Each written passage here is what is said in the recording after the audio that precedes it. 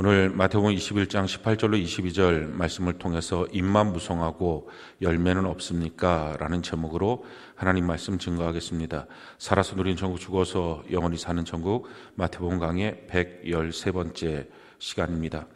오늘 말씀은 예수님께서 베다니 마을에 유숙하시고 그리고 예루살렘으로 다시 이른 아침에 들어가실 때에 밥을 드시지 못해서 시장하셔서 잎이 무성한 무화과나무를 보고 혹시 열매가 있는가 가서 찾아보셨는데 열매가 하나도 없었기 때문에 그 나무에게 너가 다시는 영원히 열매를 맺지 못하리라 이와 같이 말씀하시고, 그리고 그 순간부터 그 무화과나무가 완전히 말라서 죽게 되었다라고 하는 내용이 오늘 소개되고 있는 이 내용입니다. 아주 짧은 에피소드와 같은 내용인데 이 말씀을 통해서 우리가 깨닫게 되는 두 가지가 있습니다. 첫 번째, 우리가 깨닫게 되는 것은 예수님의 인성과 신성입니다. 예수님은 100% 하나님이시고 100% 사람이십니다. 성경이 우리에게 이와 같이 말씀을 합니다. 빌립보서 2장 6절로 7절 같이 한번 한 목소리 한번 읽어봅시다. 시작.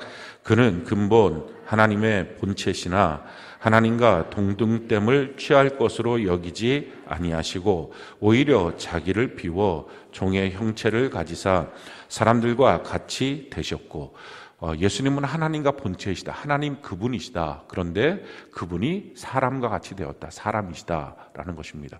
100% 하나님, 100% 사람. 이분이 바로 예수님이십니다. 왜 예수님은 이렇게 100% 하나님, 100% 사람으로 이 땅에 오셨을까요? 이유는 우리의 구원을 위해서입니다. 우리가 죄를 지어서 구원받지 못하고 천국에 들어갈 수 없습니다. 하나님과의 관계는 단절된 것입니다. 이 문제를 해결하기 위해서 우리의 죄를 속량하셔야 되는, 대신 우리의 죄의 값을 지불해 주셔야 되는데 사람이 죄를 졌기 때문에 사람만이 그 죄에 대해서 대신 속량할 수 있습니다. 구약 시대를 보면 사람이 속량할 수가 없으니까 소나 양이나 이런 짐승들로 속량을 했습니다.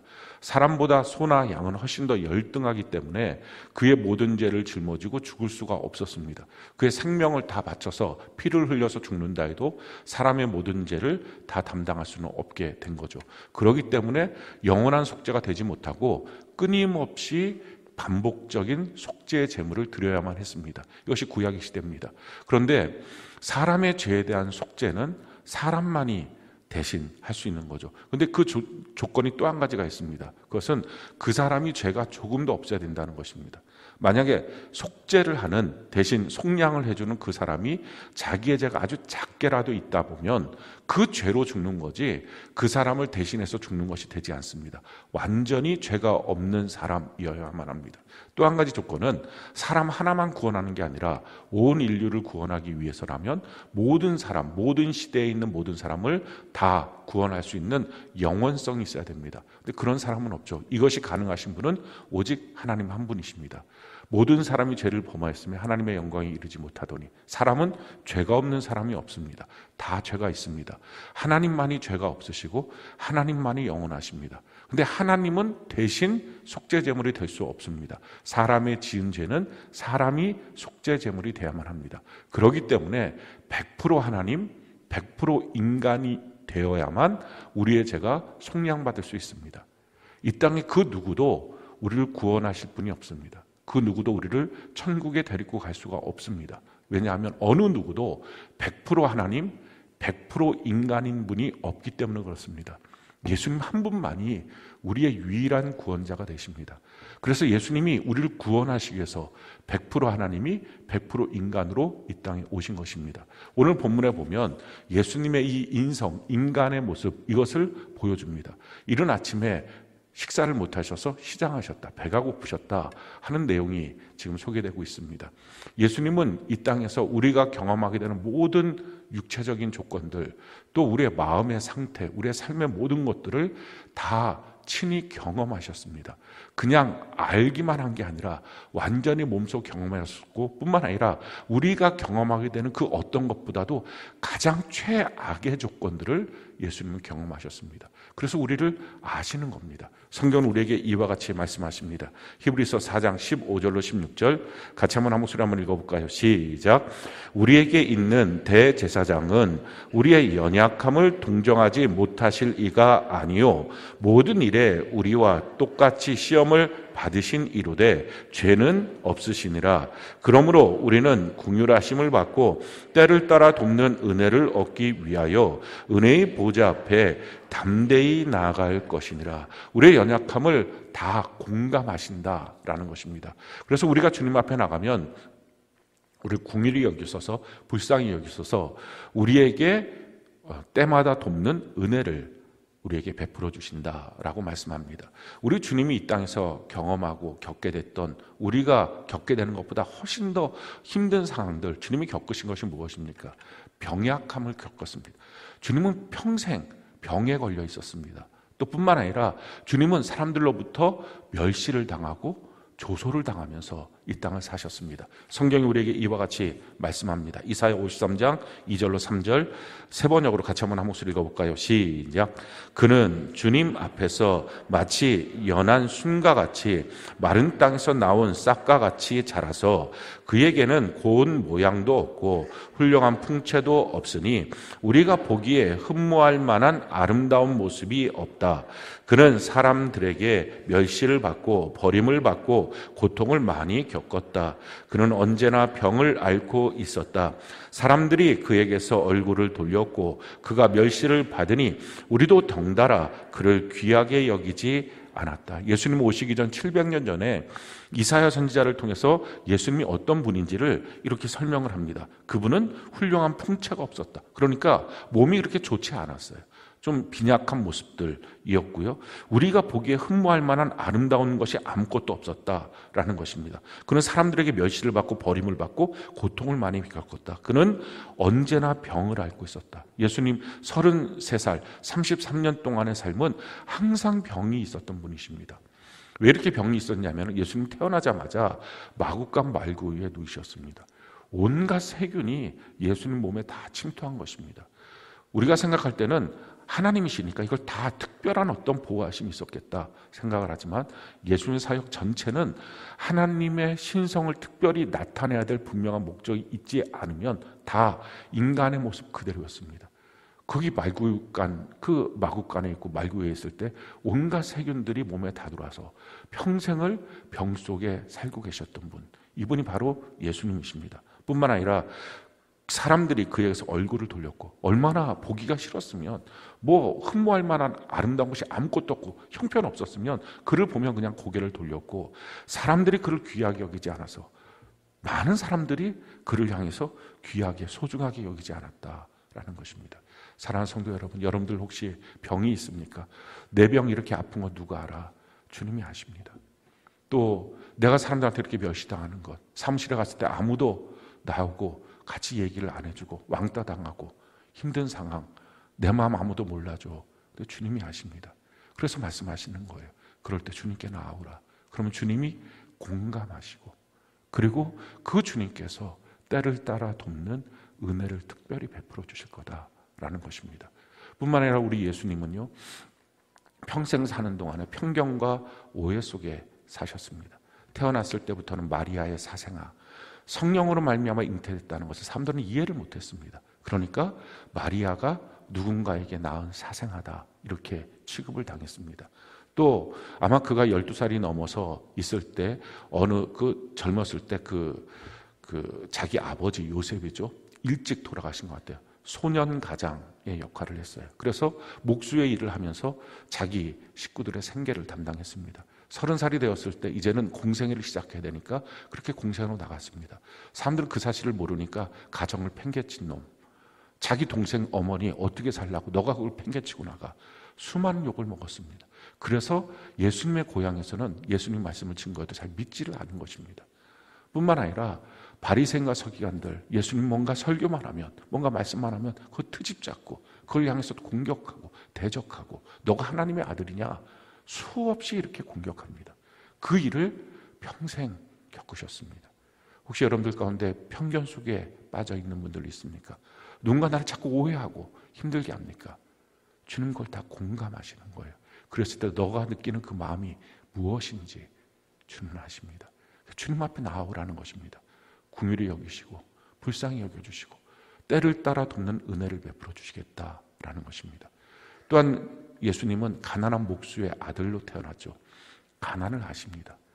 가난이 얼마나 힘든 건지 아십니다. 그러니까 지금 오늘 본문에 있는 것처럼 이른 아침에 베다니에서 예루살렘으로 가시는데 식사를 못 하셔서 시장하신 상태입니다. 그러니까 아마 이 시장하는 것은 저녁서부터 아침까지 다 못 드신 거죠.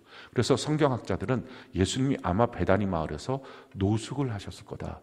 누구네 집에 들어갔다면 거기서 그래도 식사를 하셨을 텐데 그럴 수 있는 형편도 안 됐다라고 이걸 통해서 말합니다. 예수님 친히 머리 둘 곳도 없다. 나는 집 한 채도 없고 어디서 쉴 곳도 없고 무엇인가 넉넉하게 사 먹을 돈이 없다. 돈이 없어서 배고픔, 돈이 없어서 쉬지 못함, 이걸 아시는 분이십니다. 그래서 우리가 돈이 없어서 쩔쩔매고 있을 때 주님께 나오라는 것입니다. 그분은 원래부터 이렇게 천대와 멸실과 이렇게 가난 속에 있었던 분이 아닙니다. 하나님이셨던 분이에요. 그런데 우리를 위해서, 우리를 공감하시기 위해서 이 육신의 모습으로 오신 것입니다. 그래서 우리의 가난의 문제를 갖고 하나님께 기도해 보세요. 하나님, 이 가난의 문제가 있습니다. 주님 말씀하십니다. 내가 알아. 그 비참함, 그래서 비굴해지는 모습 내가 알아. 내가 도와줄 수 있어. 주님 말씀하신다고요. 또한 우리 예수님은요, 배신을 경험했어요. 자기 제자 12명 중에 한 사람 가룟 유다, 가장 사랑하기 때문에 재정을 맡겼겠죠. 그의 발도 씻겨줬습니다. 근데 그가 예수님을 팔아먹어요. 어떻게 팔아먹습니까? 입 맞추고 팔아먹어요. 그 정말 배신의 배신입니다. 그리고 단돈 30냥에 팔아먹어요. 이건 노예를 파는 값입니다. 예수님을 형편없는 노예로 취급하고 팔아먹습니다. 값없게 팔아먹습니다. 또 예루살렘에 올라올 때 예루살렘에는 많은 사람들이 예수님을 향해서 호산나 호산나 왕이여 우리를 구원하소서 그렇게 환호성을 했습니다. 근데 딱 4일 만에 그 예수님을 십자가에 못 박으라고 그들의 배신을 받습니다. 제자들 다 도망갔죠. 특별히 그 중에 베드로라고 하는 사람, 예수님이 면전에 있을 때, 눈과 눈이 마주쳤을 때, 대제사장 집에서 그렇게 조롱과 멸시를 받고 폭력을 당하고 있을 때에 그 예수님을 보면서 예수님을 저주하며 모른다고 말합니다. 배신당했습니까? 그래서 속이 너무 아픕니까? 힘듭니까? 우리 주님이 아신다고요. 주님 앞에 나와서 하염없이 울기만 해도 우리의 작은 신음까지도 들으시는 주님이 우리에게 공감하시면서 도와주십니다. 가장 큰 것은 십자가입니다. 사람이 경험할 수 있는 가장 큰 고통, 이게 십자가죠. 십자가는 양손 양발에 못이 박히는 것입니다. 그리고 나무에 높이 세워놓는 것입니다. 그러니까 사람의 몸이 아래로 축 처지겠죠. 처지게 되면 옆구리 근육이 경직이 됩니다. 그러니까 횡격막이 굳어져서 올라갑니다. 숨을 못 쉽니다. 숨을 못 쉬니까 이 못 세 개에 의지해서 다시 또 올라갑니다. 자기 몸을 일으켜 올립니다. 그렇게 올리면 못 세 개에서부터 다시 또 혈관이 터지면서 피가 쏟아져 나옵니다. 이 일을 반복하는 것입니다. 마침내 피가 다 쏟아져 나오는 그 시간까지, 그래서 죽을 때까지 이 일을 반복하는 게 십자가형입니다. 사람이 경험할 수 있는 가장 극심한 고통, 이게 십자가죠. 그런데 이 십자가에서 예수님은 플러스를 하셨어요. 뭘 하셨냐면 가시멸관을 쓰셨어요. 보통 사람들 십자가에 죽을 때 이 가시면류관 안 씁니다. 로마에서도 이 십자가형이 가장 지독한 형이기 때문에 전체 로마 시기에 200명도 채 안 되게 십자가에 죽었어요. 나머지 사람들은 그냥 십자가형에 하지 않았어요. 아주 너무 잔혹하니까 그렇게 하지 못하겠습니다. 근데 예수님은 이 십자가에 못 박혀 죽은 거죠. 근데 가시면류관까지 썼어요. 왜 가시면류관을 씁니까? 이 가시는 창세기 3장에 보면 죄를 졌을 때, 아담과가 죄를 졌을 때 그 땅에서 저주를 받아서 가시와 엉겅퀴가 나옵니다. 가시는 저주의 상징입니다. 우리의 저주를 담당하시기 위해서, 우리의 저주를 끝내버리시고 복을 주시기 위해서 그 저주에 예수님의 머리에 피를 묻히시기 위해서 가시면류관 썼습니다. 채찍에 맞았어요. 우리의 질병을 담당하시고, 그래서 합법적으로 우리가 치유받기 위해서. 또한 예수님은 옷을 다 벗김 받았습니다. 그 부끄러움 속에 있었어요. 침뱉음을 당하고요, 뺨을 맞고요, 갈대로 머리를 치면서 조롱을 받았습니다. 왜 그렇습니까? 그 일들을 통해서 조롱받고 멸시받아야 될 우리, 그걸 주님이 대신 받으시고 이제는 너가 기뻐할 수 있어, 웃을 수 있어, 이걸 주신 거예요. 어떤 분들은 웃을 일이 있어야 웃죠. 속상한데 어떻게 웃어요? 아니에요. 웃는 것은 믿음으로 웃는 거예요. 그러니까 성경이 말하는 거예요. 항상 기뻐하라. 주님이 그 값을 치렀어요. 넌 이제 기뻐하면 돼. 넌 이제 기뻐하면 정말 그 기쁨이 너의 소유가 될 거야. 주님이 말씀하신 거예요. 그리고서 십자가에서 어떻게 하십니까? 테텔레스타이. 다 갚았어. 우리가 당해야 될 모든 것들에 대해서 주님이 다 갚으시기까지 그 고통을 끝까지 견디셨습니다. 그분이 우리 예수님이에요. 그분이 우리의 주인 되십니다. 그분이 날 사랑하시는 바로 우리의 기도에 응답하시는 분이십니다. 그래서 우리가 언제든지 주님 앞에 나와서 기도하는 거예요. 주님, 날 불쌍히 여겨주세요. 날 도와주세요. 그러면 주님이 우리를 도와주십니다. 내가 널 알아. 그냥 하나님이니까 알지가 아니라 내가 다 겪어봤어. 주님이 그렇게 우리에게 말씀하십니다. 우리가 어느 때든지 주님께 나와서 기도하고 주의 응답을 받는 은혜가 넘치기를 바랍니다. 두 번째로 오늘 본문을 통해서 깨닫게 되는 것은 예수님께서 임만무성한 근데 열매가 없는 이 무화과 나무를 향해서 너는 영원히 열매를 맺지 못해 라고 말씀하시는 그 저주로 말미암아 그 무화과 나무가 말라 죽었다라고 하는 이 내용입니다. 이렇게 무화과 나무가 그렇게 말라 죽는 이 사건에 대해서 난해구절이라고 사람들은 대부분 말합니다. 이 난해구절이라고 하는 말은 해석하기가 어려운 구절이다라는 것입니다. 평상시 예수님의 성품하고 잘 맞지가 않습니다. 예수님은 자기의 능력을 자기를 위해서 쓰신 적이 없습니다. 다 무엇인가를 도와주기 위해서 예수님의 능력을 사용하셨죠. 근데 예수님이 지금 가서 무화과 나무에서 배가 고프셔서 잎을 이렇게 헤치면서 무화과 열매를 찾다가 열매가 없는 걸 보고서 저주를 하셔서 그냥 뿌리채 다 말라버리게 만드는 일을 하셨다라는 것입니다. 예수님의 성품에도 맞지가 않죠. 게다가 한 가지가 더 플러스되는 것이 마가복음 11장에 보면 근데 그 무화과 때가 아니었다라고 마가복음 11장에 기록합니다. 때가 아닌데 가서 열매를 찾는 것 더 넌센스다. 그런데 예수님께서 열매가 없다고 우리 사람들도 뭘 찾았는데 열매가 없으면 열매가 없나 보다 하고 툭툭 털고 갈 텐데 그 예수님이 그 나무를 저주해서 다 말라 죽였다라고 하는 말, 과연 이것을 우리가 어떻게 해석할 수 있느냐. 그래서 난해구절이라고 합니다. 여러분들이 성경을 보다가 이해가 안 되는 구절들이 있습니다. 거기엔 반드시 우리를 향한 하나님의 교훈이 있습니다. 그래서 이건 이해가 안 돼가 아니라 이걸 통해서 주신 하나님의 교훈이 뭐야? 이것을 깨닫고 발견해야 합니다. 지금 예수님이 이 일을 하신 것은 무엇입니까? 아마 이 무화과 나무는 열매가 자기한테 그렇게 본질적으로 중요한 거다 이 생각 못했을 거예요.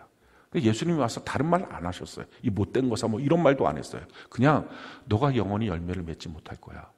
이 말을 하니까 말라 죽었어요. 아마 무화과나무가 그때 알았을 거예요. 나의 본질이 열매 맺는 거구나. 열매를 못 맞으니까 나는 그냥 말라 죽는 존재구나.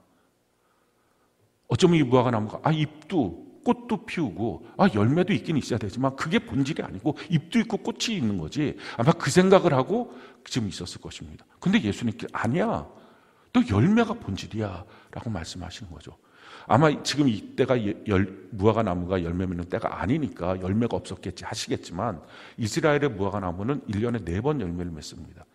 근데 원래 우리가 지금 알고 있는 그 무화과 나무의 열매 말고 이른 열매라고 하는 열매가 있어요. 이것은 그 무화과 나무를 심어놓은 농부가 갖는 게 아니라 길가 가는 이 길손들이 배고플 때 근데 약간 떫은 맛이 나는데 조그만한 그 열매를 그냥 따먹을 수 있도록 해놓은 것, 이게 바로 무화과 나무, 지금 바로 그때입니다. 지금 예수님이 찾은 것은 예수님이 농사진 게 아니니까 본 열매가 아니라 이른 열매를 찾으신 것입니다.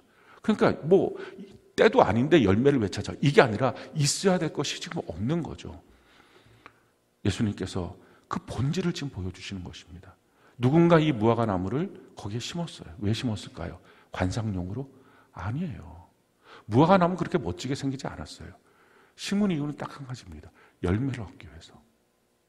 자, 그러면 지금 성경이 우리에게 질문하는 거, 우리에게 주시는 교훈이 뭡니까? 나는 왜 이 땅에 살고 있는가? 대한 질문이에요. 왜 우리를 이 땅에 살게 하셨을까요? 왜 하나님이 우리를 창조하셔서 이 땅에 있게 하셨을까요? 적어도 분명한 한 가지 아닌 것은 관상용은 아니에요. 우리는 관상용으로 만드셨다면 이렇게 안 만들었어요. 웃을 일이 아니실 텐데요. 여러분들도 그렇게 설교 시간이라서 더 이상 말은 못하지만 피장파장이라고 저는 말하고 싶어요. 그러니까 이게 관상용이면 이렇게 만드셨겠냐고요. 하나님 우리를 왜 만드셨을까요? 우리도 무화과나무랑 똑같아요. 관상용이 아니고 열매 맺기 위해서 만든 것처럼, 거기다 심어놓은 것처럼 우리도 열매 맺으라고 이 땅에 창조하신 것입니다. 성경이 우리에게 이와 같이 말씀합니다. 요한복음 15장 1절, 2절, 8절 우리 같이 한번 한 목소리 한번 읽어볼까요? 시작. 나는 참 포도나무요 내 아버지는 농부라. 무릇 내게 붙어 있어 열매를 맺지 아니하는 가지는 아버지께서 그것을 제거해 버리시고 무릇 열매를 맺는 가지는 더 열매를 맺게 하려 하여 그것을 깨끗하게 하시느니라. 너희가 열매를 많이 맺으면 내 아버지께서 영광을 받으실 것이요 너희는 내 제자가 되리라. 열매 맺지 않는 가지는 다 잘라버린다. 열매 맺는 가지는 더 열매를 맺도록 하기 위해서 주님이 그걸 가꾸어 주신다. 열매를 많이 맺으면 우리 아버지 하나님께서 기뻐하실 거다. 왜? 그것이 하나님의 뜻이니까. 하나님의 뜻대로 사는 모습이 하나님을 기쁘시게 하니까. 그것이 하나님께 영광, 기쁨이 되니까 라고 지금 말씀하시는 것입니다. 열매 맺는 것. 그것 때문에 우리를 창조하시고 지금 우리가 사는 이유가 열매 맺는 것입니다. 성경이 우리에게 이렇게 말합니다. 마태복음 7장 16절로 20절 같이 한번 한 목소리 읽어볼까요? 시작. 그들의 열매로 그들을 알지니 가시나무에서 포도를 또는 엉겅퀴에서 무화과를 따겠느냐. 이와 같이 좋은 나무마다 아름다운 열매를 맺고 못된 나무가 나쁜 열매를 맺나니 좋은 나무가 나쁜 열매를 맺을 수 없고 못된 나무가 아름다운 열매를 맺을 수 없느니라. 아름다운 열매를 맺지 아니하는 나무마다 찍혀 불에 던져지느니라. 이러므로 그들의 열매로 그들을 알리라. 우리를 무엇으로 안다고요? 열매로 안다는 것입니다. 우리가 피어있는 꽃이 아니라, 우리가 피어있는 그 잎사귀가 아니라 우리를 아는 것, 너는 어떤 사람이야? 이걸 아는 것, 그의 열매라는 것입니다. 내가 지금 어떤 모습으로 살고 있어? 이게 아니라 그가 맺은 열매가 뭐야? 그게 그 사람 자체라는 것입니다. 그래서 성경은 우리에게 또 이렇게 말합니다. 이사야 5장 1절로 2절, 4절로 5절, 7절로 8절 같이 한번 목소리 읽어볼까요? 시작. 나는 내가 사랑하는 자를 위하여 노래하되 내가 사랑하는 자의 포도원을 노래하리라. 내가 사랑하는 자에게 포도원이 있으며 심히 기름진 사내로다. 땅을 파서 돌을 제하고 극상품 포도나무를 심었도다. 그 중에 망대를 세웠고 또 그 안에 술토를 팠도다. 좋은 포도 맺기를 바랐더니 들포도를 맺었도다.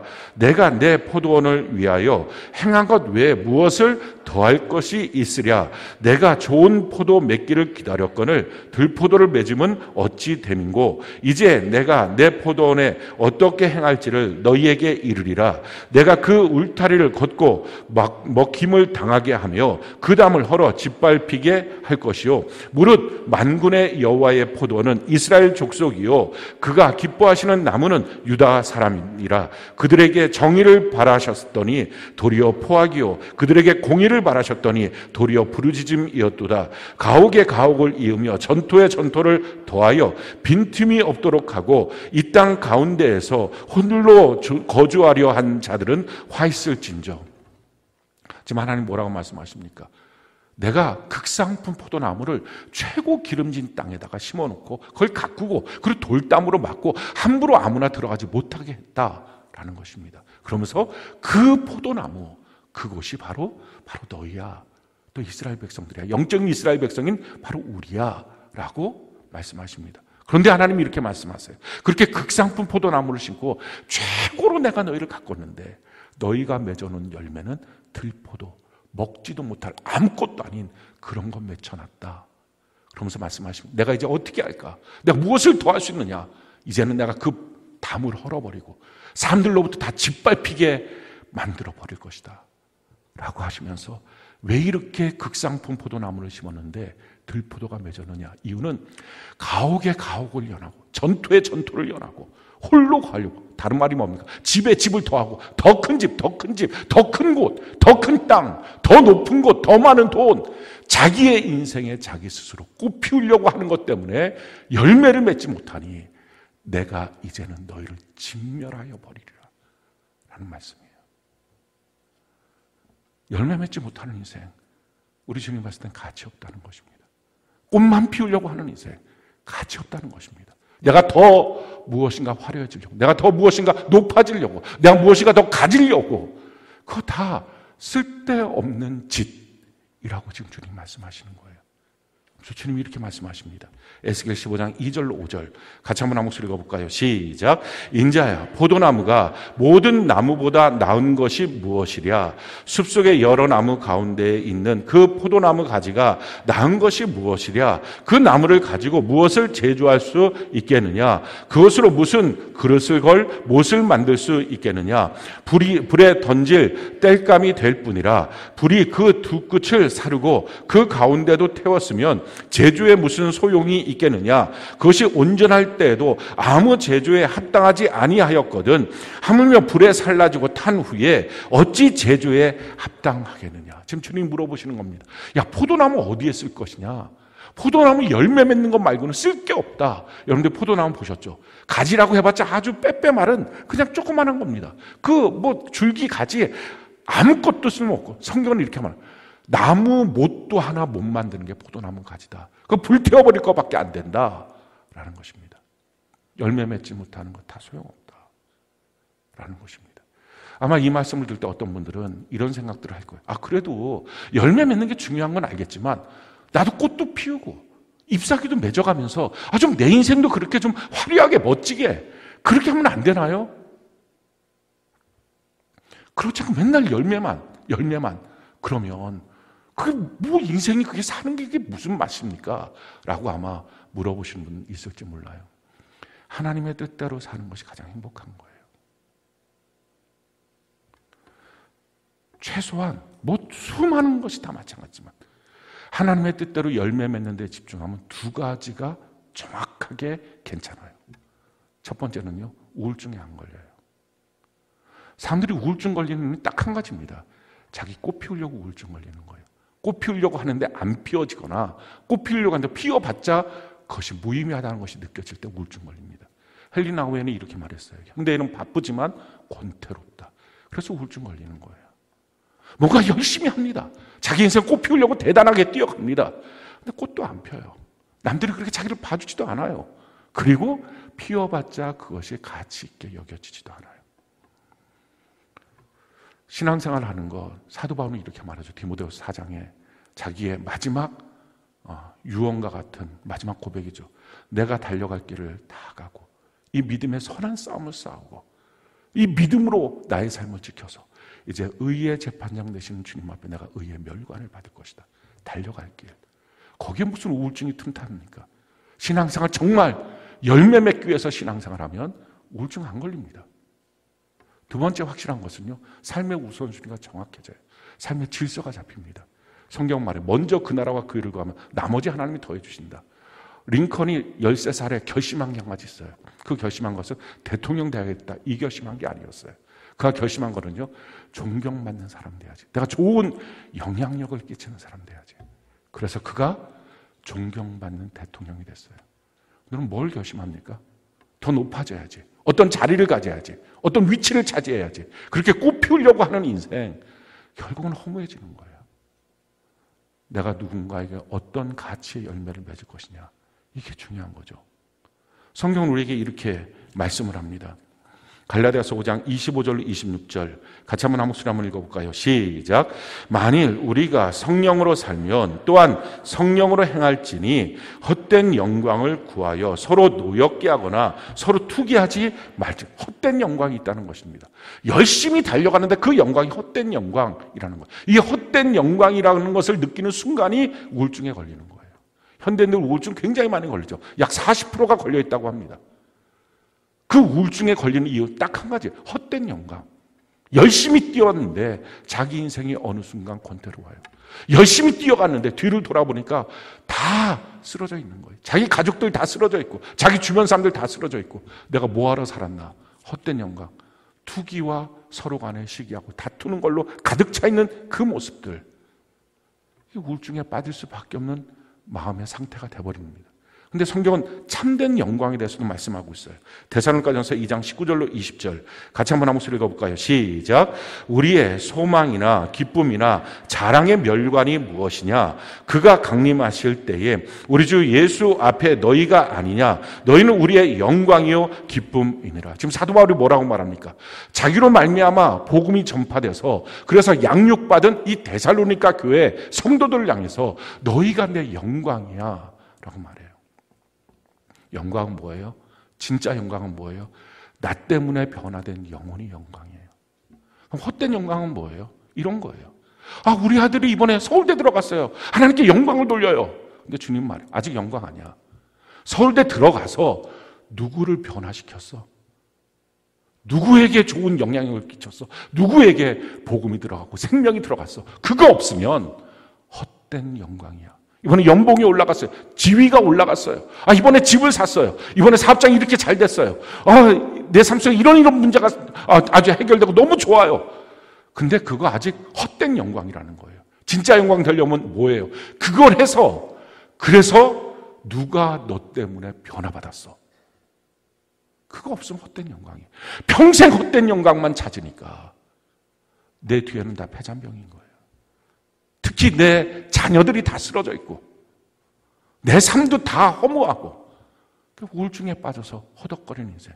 인생의 우선순위가 흔들려 보니까 삶의 질서가 다 흔들려서 자기가 지금 뭐에 달려가고 있는지도 모르는 인생이 되고 만다는 것입니다. 우리가 맺어야 될 열매가 뭐예요? 우리는 두 가지 열매를 맺어야 합니다. 예수님으로 말미암아 우리의 인격이 변화돼서 사람들을 만나는 관계의 방식이 바뀌어지는 거예요. 저는 우리가 다 정욕으로 만났어요. 인정, 감정, 애정, 성욕, 물질욕, 명예욕. 그러니까 내 욕망을 위해서 사람들을 만났어요. 근데 이제 바뀌어지는 거죠. 내 안에서 그를 만날 때 하나님의 뜻이 세워지는 거예요. 두 번째 우리가 맺어야 될 열매는 뭐예요? 우리 안에 예수의 생명이 있으니 예수의 생명이 그에게 전달돼야 돼요. 복음이 들어가는 것입니다. 우리의 관계 속에 하나님의 말씀으로 세워지고 우리의 관계 속에 예수의 생명이 들어가는 것, 이것이 우리가 맺어야 될 열매입니다. 내가 무엇인가가 되는 게 아니라 그렇게 꽃 피우는 인생, 주님 말씀합니다. 내가 마침내 그렇게 꽃만 피우려고 하는 인생, 담을 다 헐어버리고 말 거야. 짓밟히게 할 거야. 왜냐하면 쓸데없이 땅만 낭비했어 라는 거예요. 열매 맺는 인생, 그것이 가치 있는 삶이에요. 우리가 어떻게 하면 열매를 맺을 수 있을까요? 성경은 열매를 맺는 방식을 아주 간단하게 우리에게 이렇게 설명합니다. 요한복음 15장 4절로 5절 같이 한번 한 목소리 한번 읽어볼까요? 시작. 내 안에 거하라. 나도 너희 안에 거하리라. 가지가 포도나무에 붙어 있지 아니하면 스스로 열매를 맺을 수 없음같이 너희도 내 안에 있지 아니하면 그러하리라. 나는 포도나무요 너희는 가지라. 그가 내 안에 내가 그 안에 거하면 사람이 열매를 많이 맺나니 나를 떠나서는 너희가 아무것도 할 수 없습니다. 주님 안에 거해야 열매가 맺어진다라는 것입니다. 어떤 경우라도 주님 안에 더 거하는 것입니다. 근데 주님 안에 더 거한다는 것은 어떤 관념적으로 내가 그냥 주 안에 있어요, 이런 관념이 아니라 실제적인 것입니다. 그 가장 실제적인 내용을 지금 설명해 주고 있는 것, 어떻게 하면 주님 안에 거해서 열매가 맺어지느냐, 그것을 주님이 이렇게 말씀한, 그게 기도야 라고 지금 주님 말씀하신 거예요. 그래서 22절 같이 한번 읽어볼까요? 오늘 본 말씀 22절 같이 한 목소리 시작. 너희가 기도할 때에 무엇이든지 믿고 구하는 것은 다 받으리라 하시냐. 지금 무화과나무 열매가 없어서 말라 죽은 사건 앞에서 느닷없이 예수님 지금 말씀하신 게 뭡니까? 기도하면 다 이루어져. 믿음으로 구하면 다 이루어져. 지금 이 말씀은 뭡니까?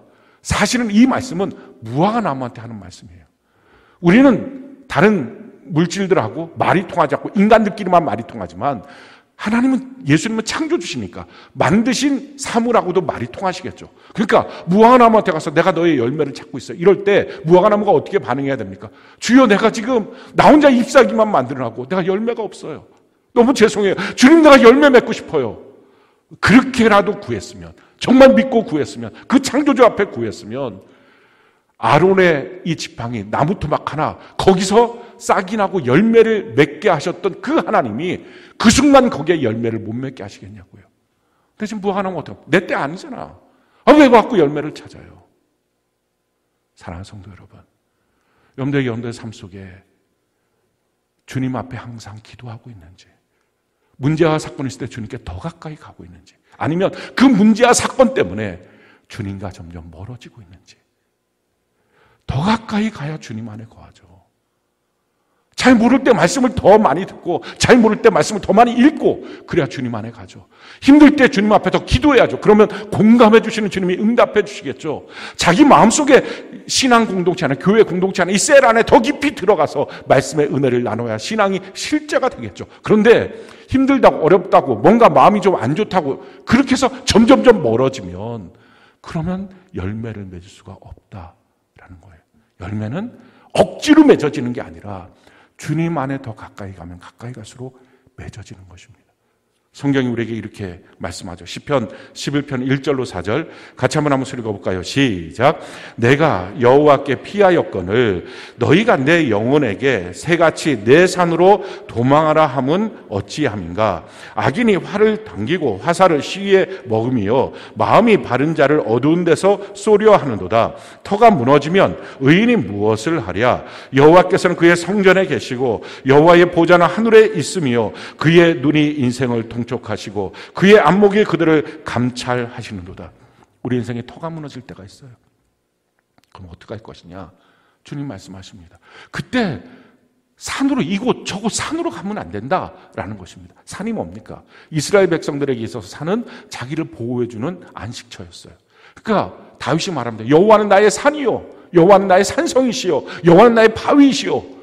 그분은 날 보호한다. 산으로 도망가서 숨으면 적군들이 잘 못 찾으니까 이게 보호처입니다. 그러니까 문제가 있을 때, 터가 무너졌을 때, 흔들릴 때 자꾸 이 산으로 하라, 저 산으로 하라, 그렇게 하는 이유가 뭡니까? 악한 자가 활의 시위를 먹여서 그를 죽이려고 하는 것이다. 산이 뭐예요? 이 문제, 이 돈 문제 생겼으면 저 사람 만나면 되겠지. 이 질병의 문제 저 사람 만나면 해결되겠지. 이 문제 여기 가면 해결되겠지. 저기 가면 해결되겠지. 그거 아니고 터가 무너지면 성전으로 와라. 주님 만나라. 나의 가난의 문제를 해결해 주시는 주님, 나의 질병의 문제를 해결해 주시는 주님, 나의 가슴 아픔의 문제를 해결해 주시고 배신당한 고통에서 나를 건져내어 주실 분, 나를 도우실 유일한 분, 우리 주님, 날 아시는 분, 그분 앞에 가서 주님, 저 아시죠? 구하라는 것입니다. 힘들 때, 어려울 때 주님께 더 나가서 기도하고, 잘 모를 때 주의 말씀 더 깊이 알려고 애쓰고, 자기 혼자 걷는 것 같을 때 교회 셀 공동체와 함께하고, 이렇게 자꾸 의도적으로 주님께 더 가까이 가는 것이 열매 맺는 삶이 된다라는 거예요. 사랑하는 성도 여러분, 이번 한 주간은 우리가 어떻게 살까요? 내게 삶의 문제가 있을 때마다 우리가 어떻게 하든지 주님께 더 가까이 갑시다. 성전에 나와서 기도하고, 또 셀 공동체와 함께 있고, 말씀 더 많이 듣고, 말씀 더 많이 읽고, 그러면서 더 많이 깨달으려고 그러고, 주님께 자꾸 더 가까이 가는 그 모습, 거기서 우리 지금 도와주세요. 너가 스스로 열매를 맺을 수 있도록 내가 해줄 거야 라고 주님 말씀하십니다. 그래서 우리 주님 앞에 기쁨이 되는 많은 열매가 있는, 주님께 가까이 가면 가까이 갈수록요 우리 인격이 변화돼요. 그래서 다른 사람과 맺는 인간관계가 달라져요. 다른 사람한테 생명이 흘러가요. 우리 그렇게 살아가는 은혜가 넘치기를 예수님 이름으로 축원합니다.